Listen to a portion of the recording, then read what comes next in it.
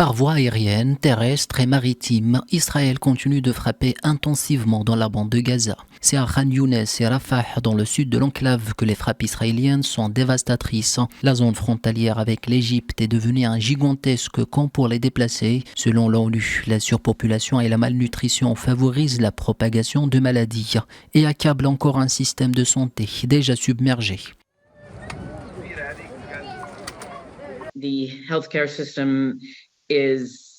Le système de santé est en ruine. Nous sommes confrontés à une situation classique d'épidémie et de catastrophe en matière de santé publique. Cette détérioration est largement attribuable au dépassement de la capacité des refuges. Les gens font la queue pendant des heures pour accéder aux toilettes.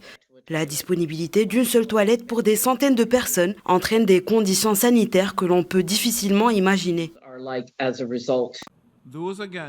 Sur la scène diplomatique, prenant le relais d'un conseil de sécurité paralysé par le veto américain, l'Assemblée générale de l'ONU a adopté mardi massivement une résolution non contraignante réclamant un cessez-le-feu humanitaire immédiat à Gaza. Fervent soutien d'Israël, Joe Biden a cependant critiqué le gouvernement israélien pour son opposition à une solution à deux États et l'a mis en garde contre une érosion du soutien international à sa guerre.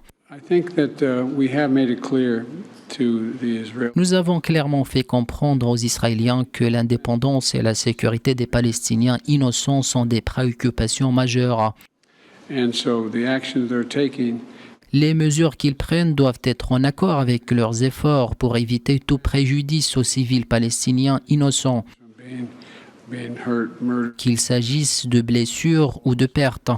Cependant, cela ne diminue en rien leur responsabilité envers les Palestiniens innocents dans la guerre contre le Hamas.